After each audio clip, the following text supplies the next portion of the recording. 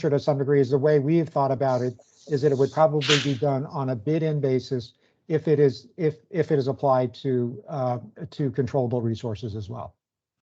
And this is Alan Meck from SDG&E. To supplement that with one additional consideration, you also have to consider for renewables curtailments, because your meter generation would not consider curtailments where the CAISO dispatch economically backs us down. Correct. That would also have to be taken into account. It's essentially what the resource could create, could produce if at the time, and not necessarily what it does produce at the time. Deval, I see you've reemerged as our timekeeper. I did see one more hand come up if we have time for it. Let's make it short, hopefully. I don't know if it's still, actually it might have come down. Grant McDaniel. Doug, you came in after the line. I might. Yeah, no, Grant came down. I answered my own question. Thank you, Nick. Okay. All right, thanks everybody. All right, and I assume Tom's hand is up from the previous question. So that will bring us to the last segment, which is Peter. Once again, will get the mic and you will take us through the remaining slides in his deck focused on other issues. Right, Peter? Yeah, I mean, that's the intent. I did want to make sure that we do have time for conversation, because really very much our intent is to get input and thoughts from parties about what straw proposals we should be putting together. I think in the discussion and some of the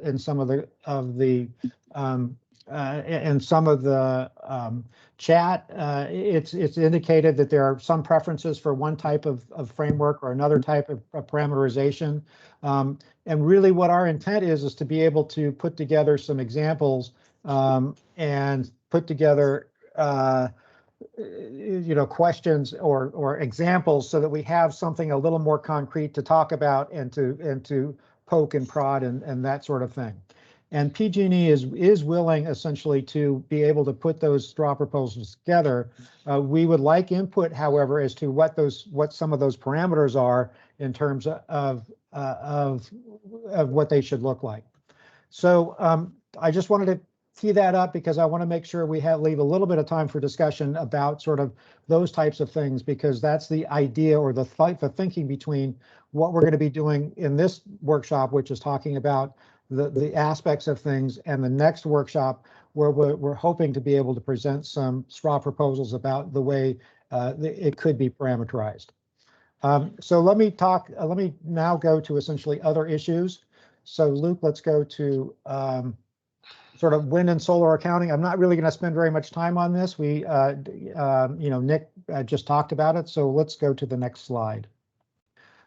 Storage accounting. The way we've been thinking about storage accounting is storage that is used, and this is in a net load case in terms of what the graph is. We have 4-hour slices. What we're thinking about storage is basically in the slices that it's used essentially to meet demand, it has to be able to point to or show essentially which slices it will be essentially charging to be able to get that. This is one feature that we don't currently have in the RA structure that we think probably is important, is to make sure that whatever storage is put on the system, that there is enough energy and sources of energy essentially to be able to charge that storage to be able to discharge to meet demand when that's needed. And the slice a day for the most part is focusing on that. So in the graph or in the picture for the most part, the blue boxes that are basically showing the is where the storage is being shown. Those basically have to then show up in other, or at least an addition have to be, additional energy has to be showing up, or resources in those areas to be able to be available to charge those resources. Now, it's not like you're increasing the requirement per se, but you are essentially for the storage that is being brought. So if storage in the example, storage is shown in slice 5 and 6 at 20 gigawatts. Losses are 20%. Essentially, there needs to be total required capacity for charging 24 gigawatt hours. So it doesn't have to be all in one slice. It can be across slices, but it has to basically be translated into capacity that basically does the charging. So I don't know, Carrie, do you have a question? I do. Just clarifying question. Can you Yep. explain why this needs to be in the RA program and why it would be insufficient to just be done in IRP to ensure that sufficient solar wind is built to charge storage? For the most part, the thinking, Carrie, is that we could end up with a case where if you don't bring the capacity, or if you don't show what capacity that can charge the storage, essentially you may end up having a energy short system, and you need to make sure that there is going to be enough capacity to charge the storage.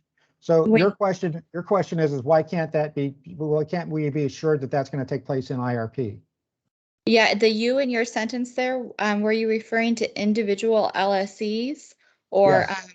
yeah, I think that's where I get confused, because to me, it doesn't matter whether any individual LSE has that perfect match. It matters overall whether the system and operationally the solar exists to charge the storage, which makes me think that IRP is the more appropriate place for this requirement. It may be the most appropriate. We're not seeing that to some degree in some of the procurement that's being ordered by IRP, however. Makes sense. Still think it's an IRP problem, but I understand your point. The point to some degree is if we are really going to use the storage and rely on the storage to keep the lights on in the operating time frame, we need to make sure we've got the capacity to charge it. So Scott, question.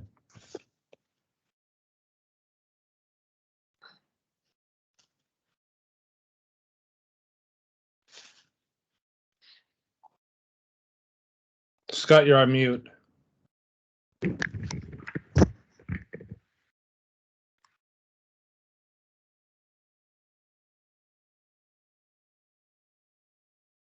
Still can't hear you, Scott. Now it shows your mute is off, but we still can't hear you.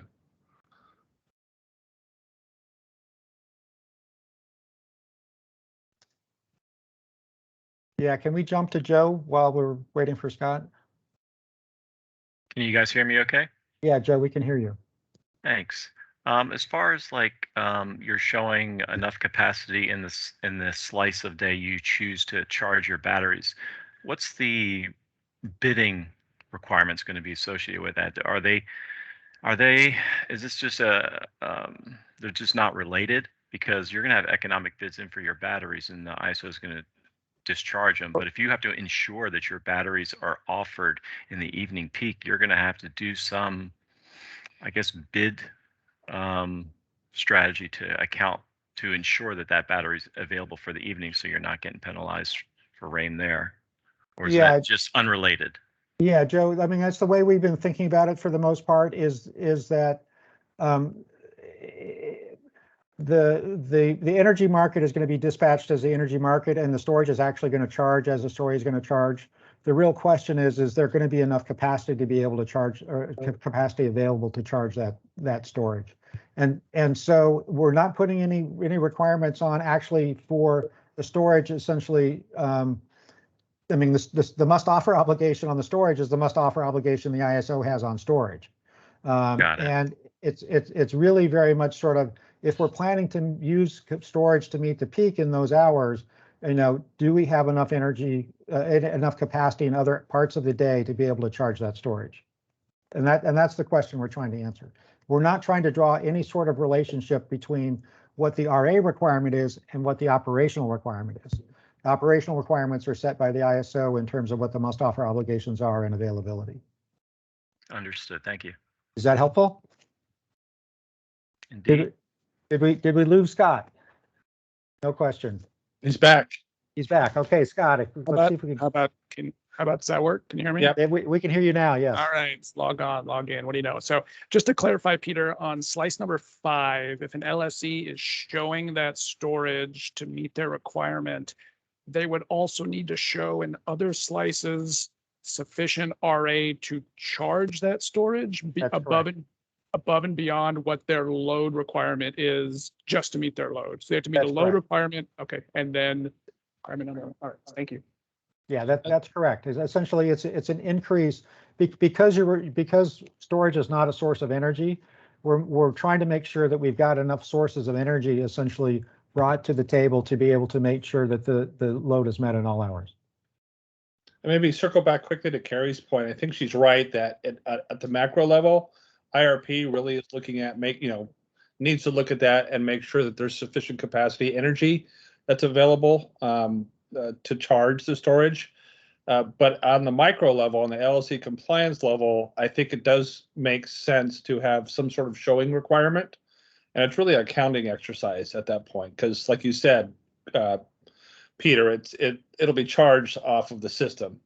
But we just want to make sure that it's enough is there that's predictably reliable that they will be able to charge off the system, right? Right. Yeah. And is this an issue that you think is immediate, or is it something that potentially could be worked out once the basic structure is in place? Because my sense is that we're really not going to hit the wall on this likely for several years, but at some point we may.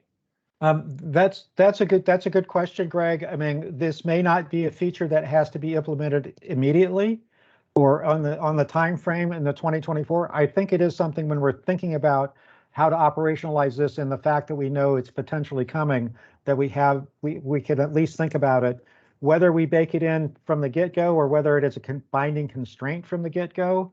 We need to think about it at this point. So I guess my thinking to some degree is this may not be early until we start running short of energy in the market, it may not be an issue. But what we're concerned about to some degree is the possibility of our running short of energy, particularly when we see sources of energy essentially being retired. In particular, some of the OTC units and some of and Diablo as well. So it is something that, from our perspective, it needs to be thought about and addressed in the RA framework.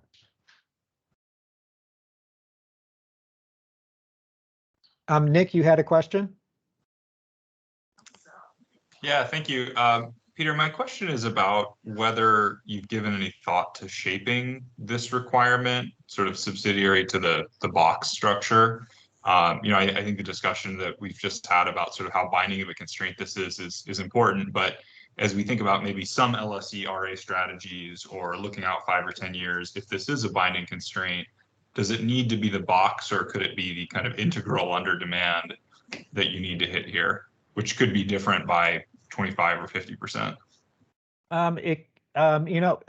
Nick, that's a good question. I mean, one of the ways we've thought about it to some degree is if you're worried about sort of over procurement of storage in terms of not needing it for all the hours. I mean, certainly arguably in slice 6 in this graph, you may not need that storage essentially in hour 1 of the next day, given that, and sort of it. But according to the way that the slice of day is set up, is that it would have to be available for all hours within that slice. And so one way to address that would be to think about the size of the slices. If you essentially were to go to a slices which would be essentially in 4-hour slice, if you were going to say to a 2-hour slice, or even a 1-hour slice, you could do a 1-hour slice. You could have 24 1-hour slices, and that to some degree would be able to better match exactly what you need, so that you're not having to over procure in a slice to only meet 1 hour within that slice, or and that's something that sort of happens when you start to put hours together, is that one of those hours is going to be setting the requirement, and it's going to be higher than the requirement that would be if you were setting it on individual hours. And so again, that's part of the thinking, part of the, oh, do we want to think about sort of perhaps having a 24 slice look if we are concerned about an hour type of thing to be able to get rid of some of that excess? That certainly is possible. We'd have to trade that off though with other factors that sort of determine what the slices are and what the and what the seasons are and those sorts of things. You would be doing a lot more showings if you were to do it that way, but you would get a lot closer to what your actual hourly projected need is if you were to do it that way. And so it's a trade-off between doing excess and sort of how finally you want to be able to hit that requirement. Hey, Peter, just looking at the time, Yep. do we want to potentially defer some of this Q&A to the resource counting? Or Yeah, we should probably, yeah, I'm going to say certainly the next topic, which is hybrid counting, I think it does need to be deferred. Hybrid counting is something I think when we start talking about mixes of generators or generation types within, particularly within renewables and storage, we're talking about special counting for both renewables and storage. It's a big topic that we're essentially going to need to tackle. I don't want to go spend too much time on it here because it is something that we're going to spend a couple of workshops on. So if we can go to the next slide, I think we can defer that one, I think. Conventional resource counting, I think we can also probably defer in terms of the way some of the thinking is worked and the way that is set up. Let me mention that I think the way we've been thinking about it is the ISO did put forward a UCAP proposal, which essentially proposes to take the forced outage rate out of the resource, out of the planning reserve margin where it currently resides, and put it on the resource counting in that particular aspect. That's probably something that can be accommodated in this slice of day proposal, and we probably are going to want to focus on that and think about that and how that might work. Next slide, please. Planning reserve margin. Again, the planning reserve margin really is going to be very much how much we're actually procuring to meet the needs. Are we making some conservative assumptions about some of the things that are setting the requirements and the counting to be able to have an impact? Those things will have an impact on how much extra we need essentially to be able to meet the reliability criteria that is put forward. Again, that's an overlap with IRP. We've had some discussion about that. I think for the most part, we're going to need to be thinking about that as well.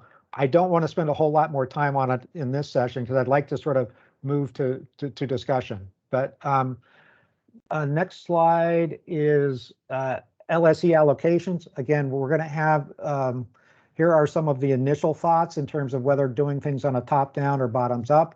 If we're looking at generic types of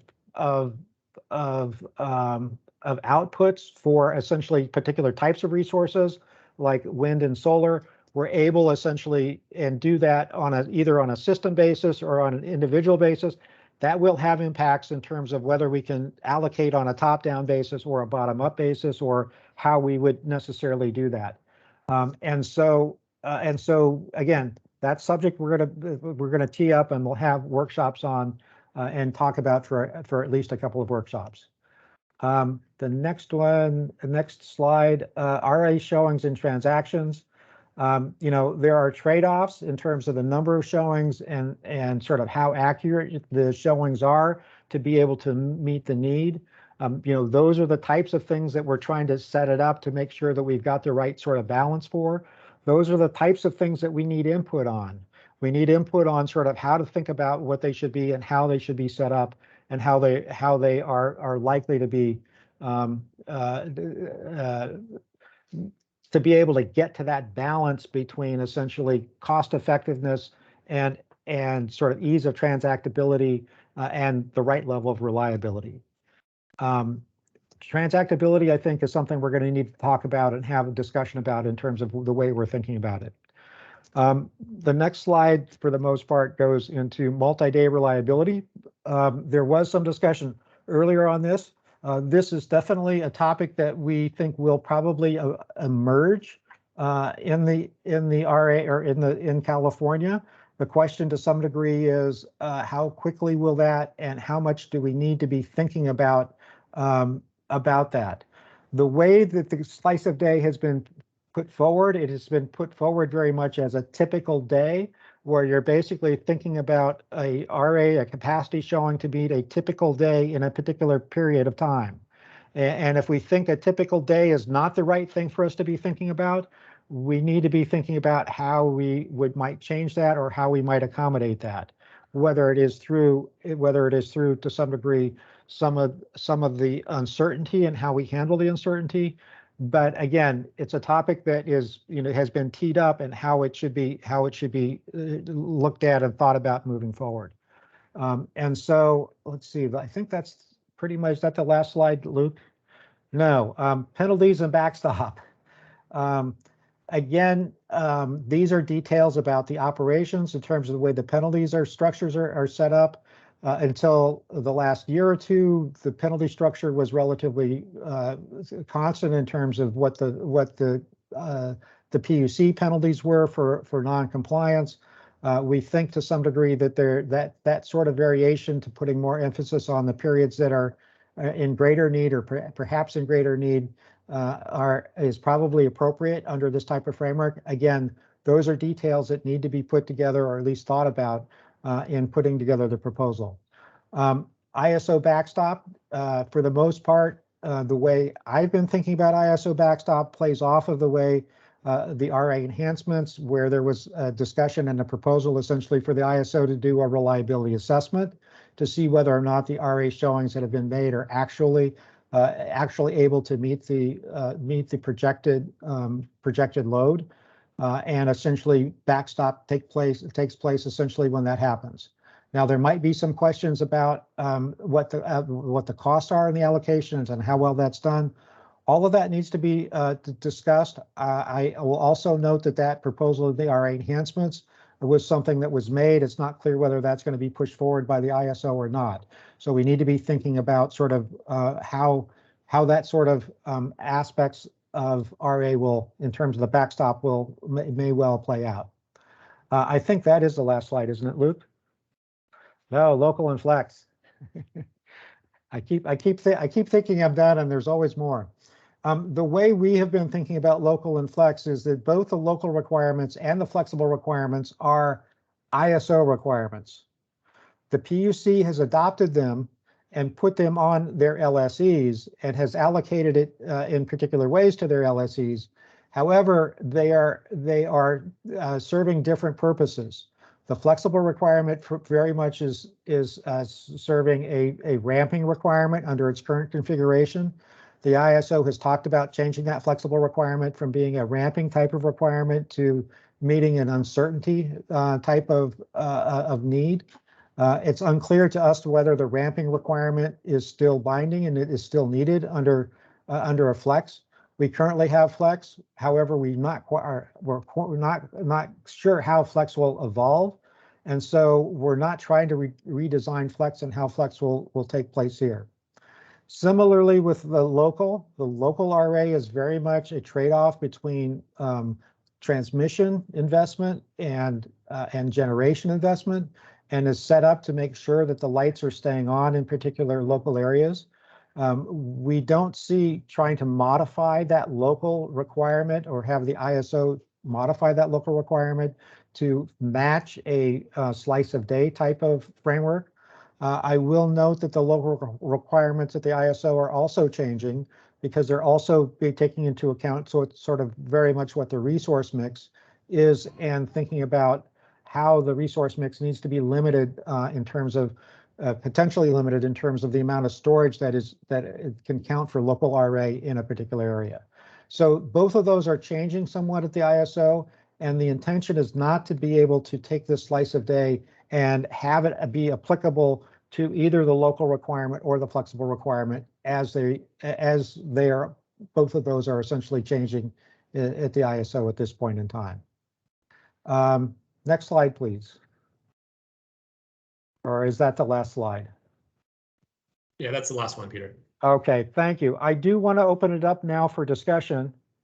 I noticed the time is 2:30. what PG&E is looking for is input here, input into sort of what people would like to see in terms of straw proposals, in terms of the way the parameterization of how this might work. So let's go to, I guess, Mary, you have your hand up. Hi, thanks, Peter. This was really informative. Tons and tons of detail here and complexities that I don't fully appreciate, but I'm happy to hear about it. At the end of the day, the way I think of this is that there's going to have to be, an NQC list for every resource that's providing RA, and it's going to have every unit's RA capability broken into all of these pieces. And it seems to me that the diversity of the resources, it seems to me that that's going to be a really complicated NQC list. And so what I was wondering is there a way to look at the granularity, the different levels of granularity that you could have with respect to seasons versus how many slices and all of the granularity that's embedded there, and do some kind of assessment of how much incremental reliability you get as you get more granular? Because I'm really having a hard time wrapping my head around how entities put their portfolios together to meet the RA requirements.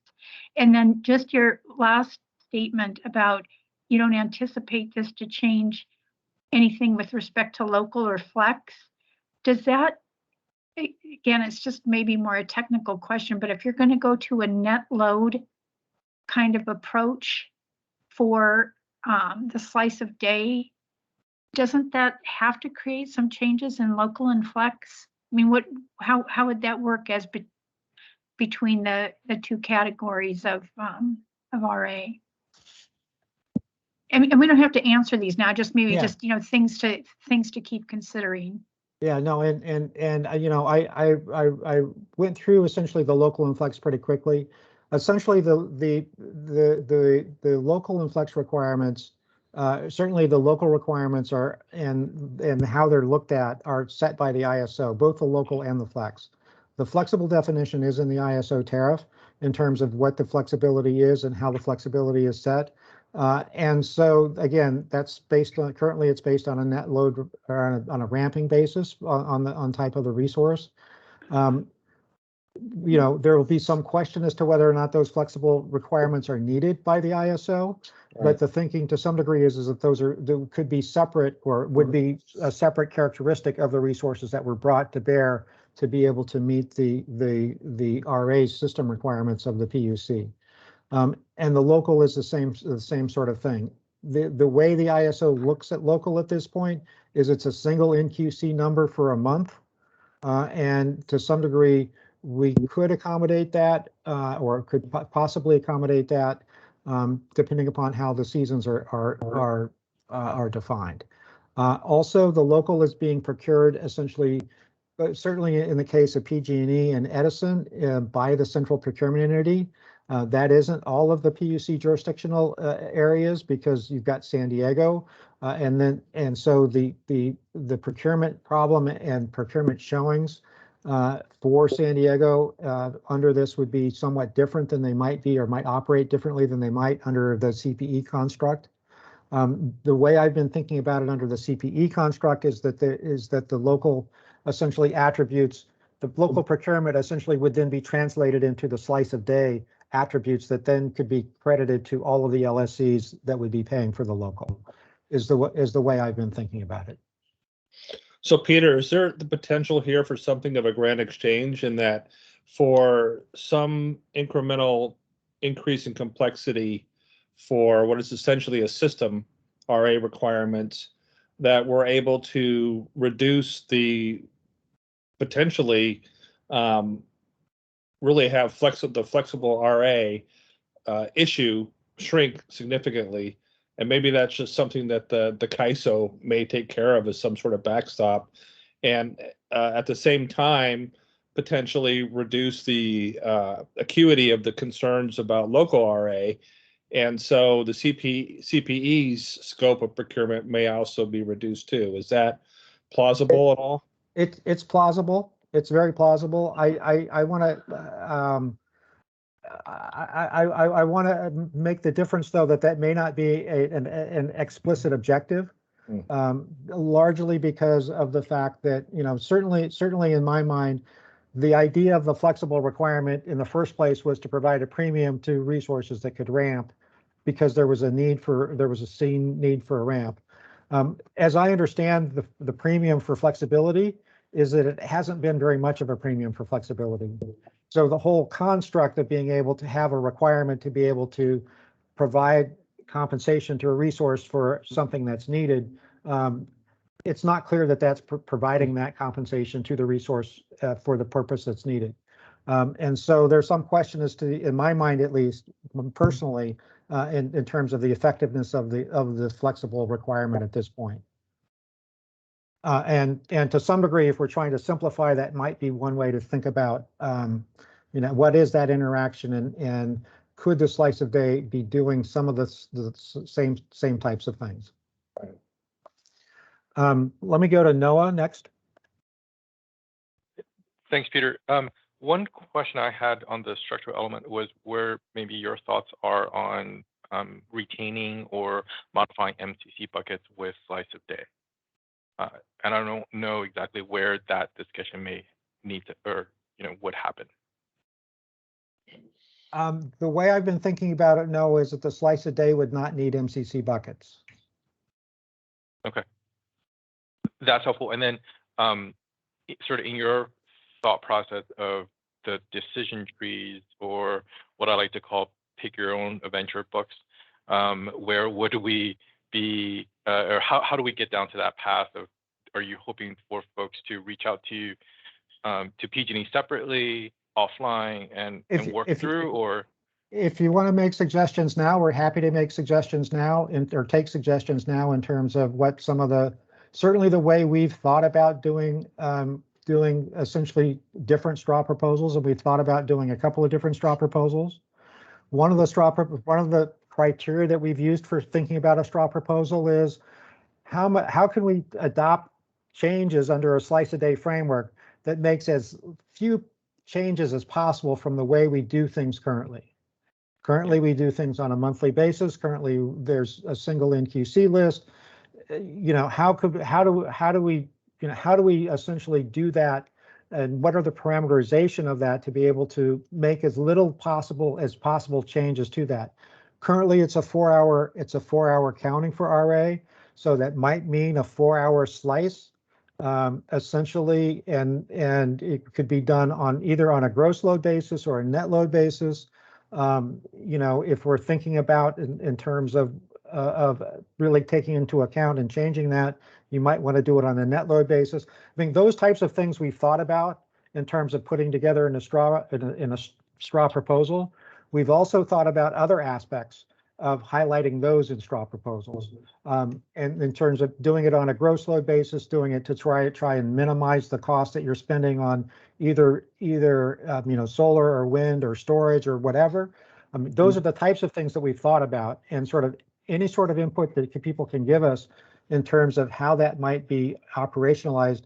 I mean, that's what I hope this dialogue can give us, is sort of suggestions as to how we might want to be able to put together straw proposals that then we could bring back to the group and say, this is the one possible way that it could work.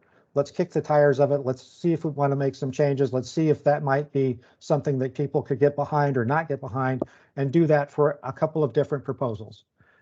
We're also happy to take proposals, have others, if people want to develop their own proposals.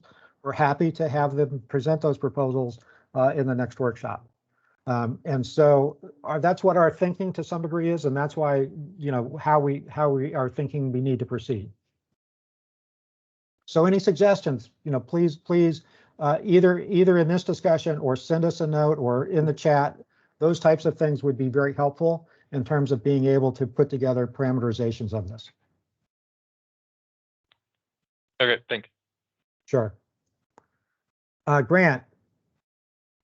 Yeah, thanks, Peter. Kind of related to the last two questions here, when it comes to granularity or even MCC buckets.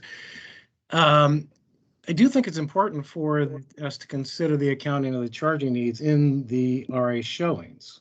But the question I have is how or can resources or LSEs either sell or trade a slice? Because you can imagine that some will be long on generation, right, in a certain slice and under in others. And so if that can be accommodated for, then it can be, you can really optimize the way the showings are made without having to go and over procure in either generation or in energy storage. Now, Grant, you're asking an excellent question, which is sort of how are we thinking the transactions are going to take place, and how are we, and what restrictions, what might we be putting on transactions? Because what are the products that are going to be traded and that people are going to want to trade, and we're going to, and that are going to be quote unquote allowed to be traded. For the most part, that's an important question, and that in my mind gets at the transactability. And it's a discussion that we need to be able to have and to be thinking about and to have a discussion about. I think you're right. It's a little different proposition if you're thinking about, oh, if I buy a resource, I'm buying all of the slice attributes of it.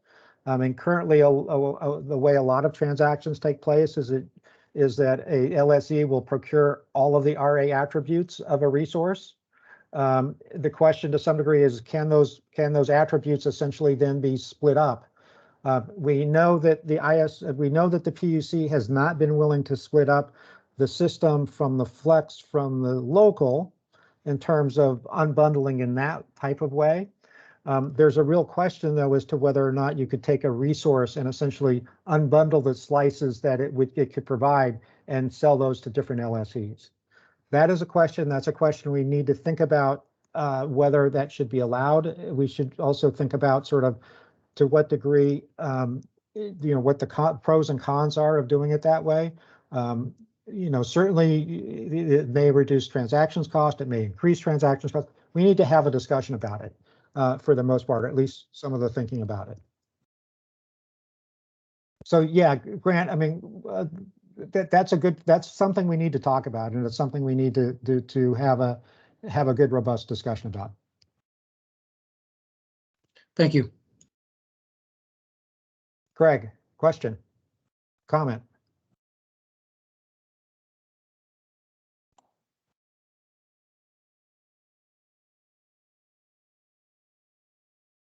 Greg Morris, I think Peter meant, you're up.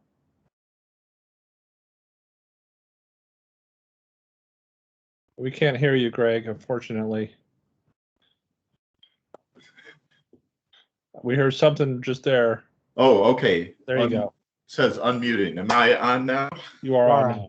Great. I just wanted to put in a word for going to single hour slices 24 in a day. I think that the increased granularity and accuracy is totally offset by any increase in complexity.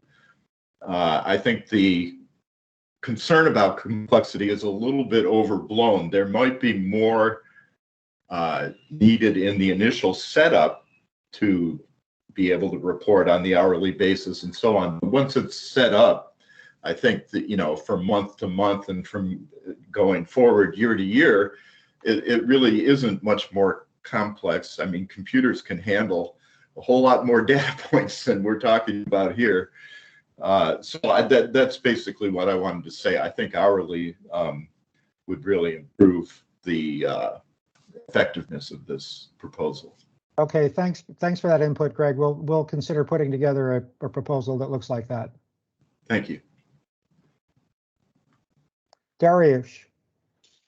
Before we go to Darius, Peter, just before we get to the end of the day, want to make sure if you could provide some kind of clear instructions in terms of input, how folks can provide it, and kind of also, well, maybe I'll do that. Save 5 minutes at the end. Okay. So we can do that. Okay. Hi. Hello, Peter. Thanks for clarifying the number of complexities that still need to be resolved. I must say that when I've been thinking about, as I've been enamored with this slice of day approach, I must have maybe overlooked some of these complexities. But I'm not, I cannot resist but to throw in another complexity. And that is CAISO deliverability method. Whether we're talking about renewables being netted or being part of the providing RA capacity for each slice of day, or whether other resources can provide RA capacity for each slice of day, I assume you would want them to be deliverable for that slice of day. As it goes currently, CAISO has a deliverability method which calculates, which looks at a resource ability to deliver for, if I could translate it to this framework, to 2 slice in summertime.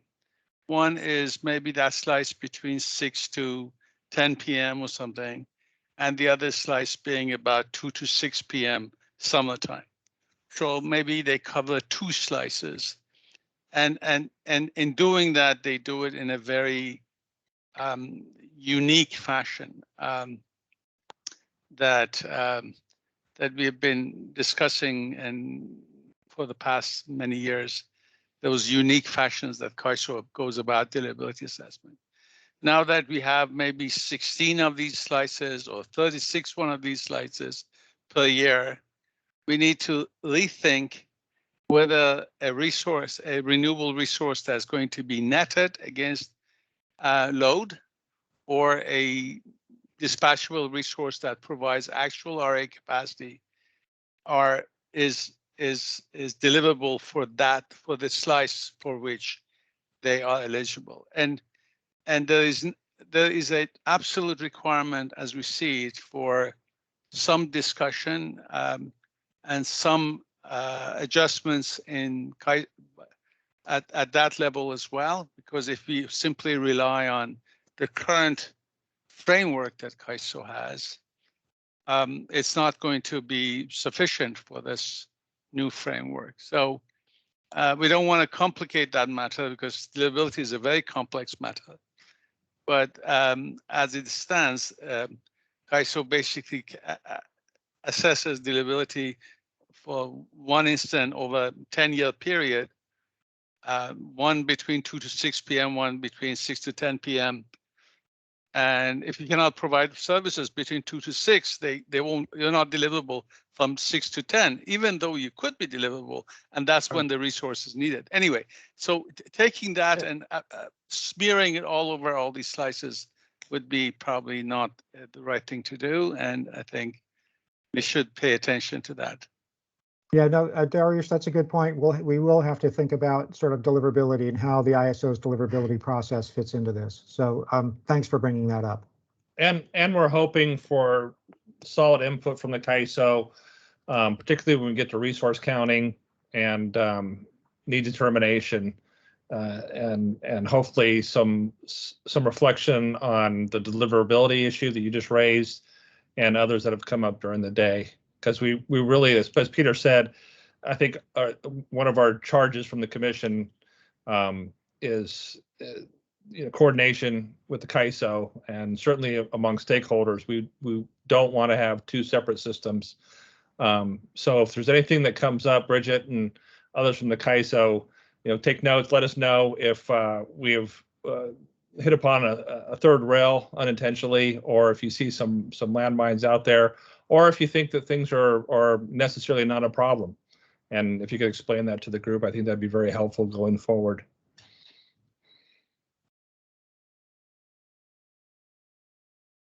Sergio?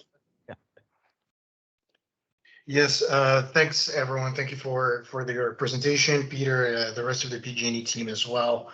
I'd like to offer a couple of comments, suggestions in light of the conversations we had today.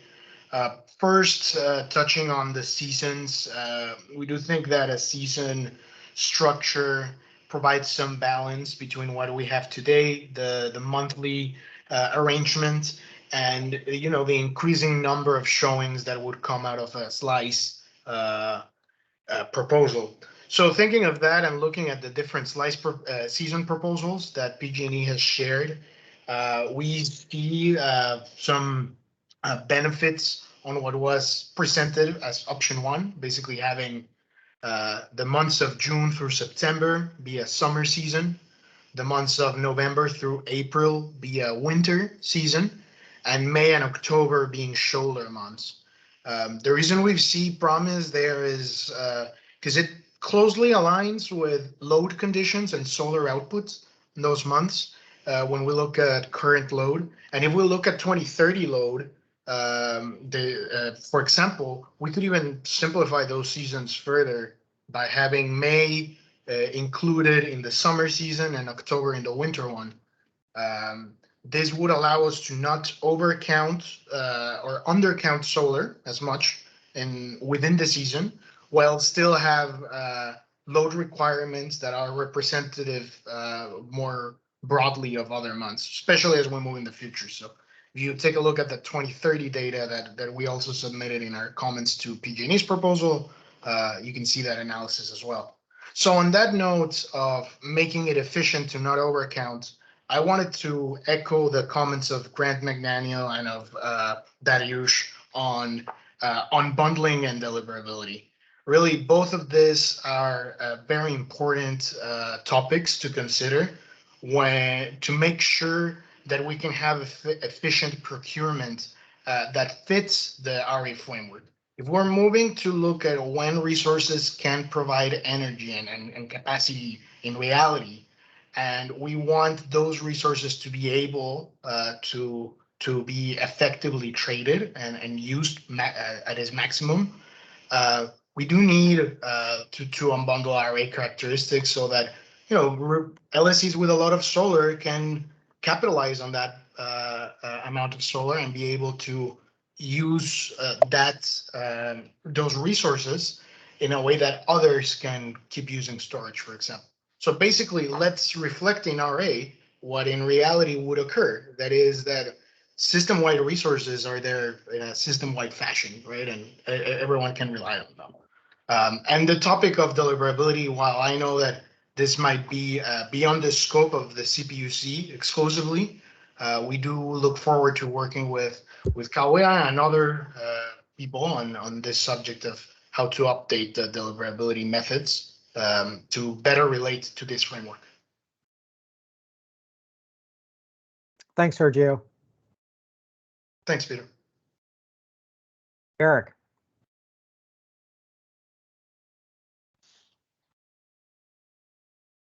Hey, Peter, thanks. Eric Little from Cal CCA. And we don't need to take a bunch of time on this. I think they're just things that we need to think about. And we do have some ideas here, and we'll be happy to help you through it. So I'm just going to rifle off a few of them here. If the local is going to be different than this mechanism, then we probably still need to look at MCC buckets for local. As we start transitioning to a future with less gas resources and fewer emissions, you're going to have the same problems in the local area. And if you start moving largely to use limited types of resources, then you're going to be back in the MCC bucket issue again. CAM and CPE interactions, you've got some central entity procuring on behalf of other customers. So we need to ask the question in those situations, who decides the slice? Is it the LSEs individually who are getting credit for it, or is it the central entity who procured it?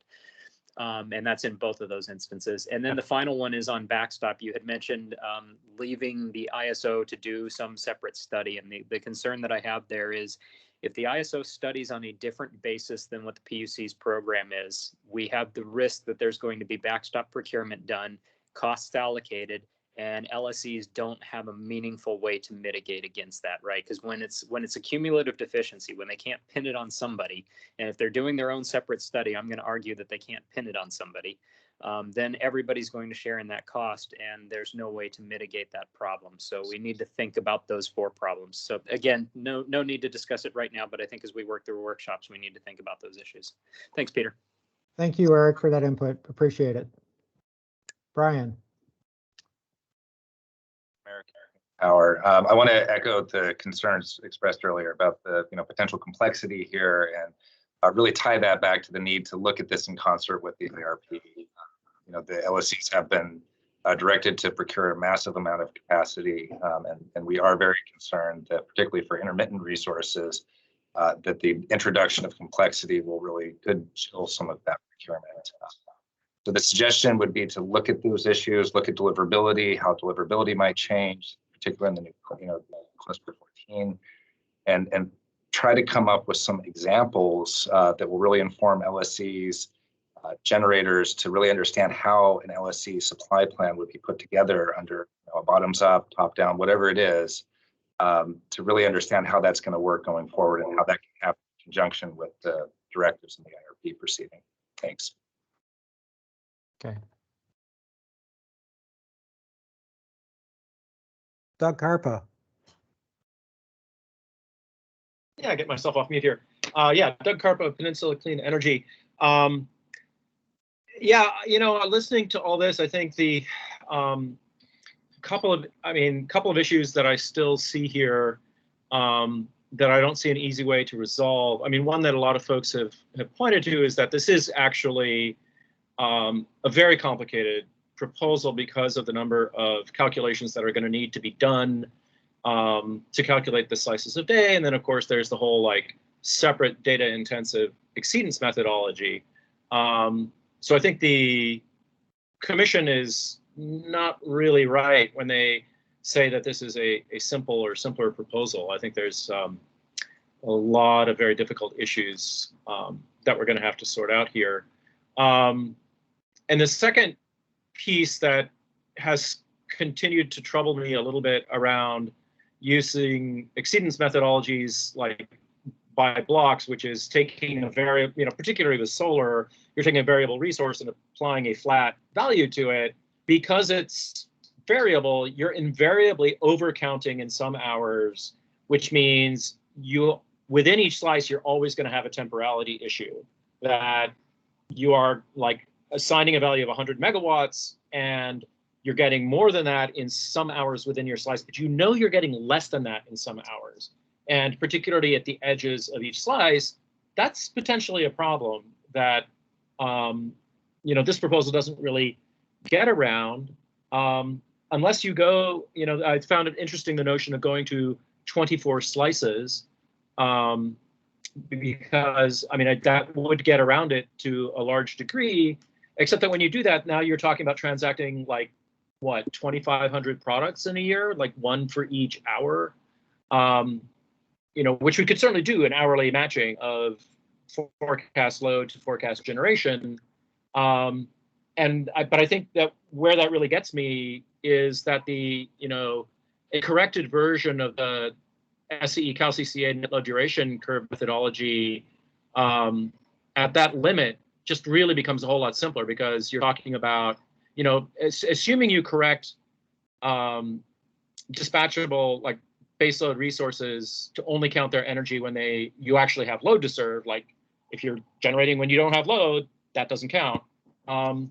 The temporality issues go away, and then we're just transacting 3 products instead of 24 in a day.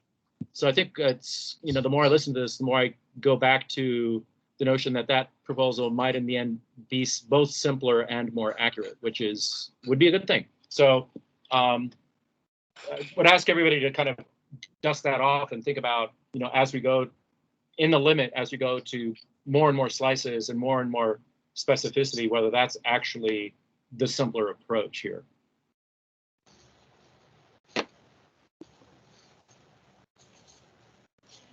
Hey, this is Deval, just playing my facilitator role. We are at time, and I see at least one more hand up.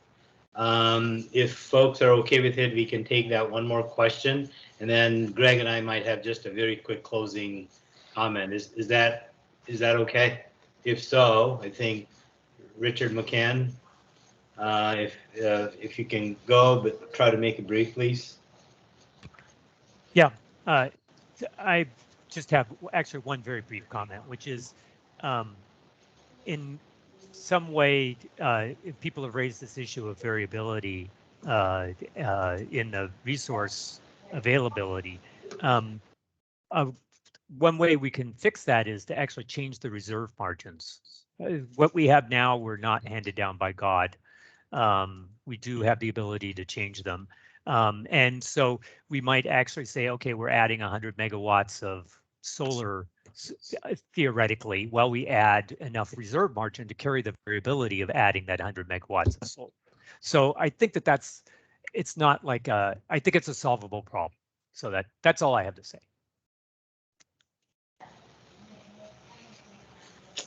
All right, Peter, anything in closing from you? No, only to say that if you've got suggestions about what you'd like to see in terms of parameterization, we will be putting together straw proposals, and there have been some suggestions, and we will take those suggestions. You need to get them to us relatively quickly, though, because I think we're going to be putting those together relatively soon. Yeah. And we have between 6 and 8 slots for presentations. In the second workshop, we ideally we would only have a couple presentations and have mostly discussion in the afternoon part of the workshop. So just want to encourage folks to reach out to Peter and to the facilitator group. If you want to send stuff to the whole service list, that's fine too. There's no reason to play hide the ball on this, but hopefully we can come up with a couple of straw proposals, or PG&E will come up with a couple of straw proposals that can be presented at the next workshop in the morning, and we can kind of get down to brass tacks in the afternoon and start at least inching towards that decision tree that we all are going to face at some point in this process. Thanks, Ray. That was a great reminder, and I actually wanted to add on top of that. So consistent with the protocols that we had all agreed upon, if you are interested in presenting at the next workshop, which is on October 6th, you need to let the facilitators know 2 Fridays before. So that would be this Friday, the 24th. Then the presentations themselves will be due 1 Friday before. So that'll be the following Friday. Just wanted to make sure that those logistics are clear. Yeah. And also that folks keep in mind that we do have 2 workshops on resource counting. Then we have 2 workshops on need determination and allocation. So don't feel as if we have to get everything covered the next Wednesday workshop, or the Wednesday after next Wednesday. And with that, I simply wanted, this was a marathon session with excellent and, a lot of information. And so I want to thank everyone. The attendee list pretty much stayed consistent throughout the day. And so appreciate everyone taking the time and dialing in and asking good probing questions. So thank you all. From me and Greg, if you want to add anything, feel free. All right, well, we are 5 minutes over, so thank you for staying over. And once again, have a great afternoon and look forward to meeting you all again on the 6th of October. Thanks. Thanks, everyone.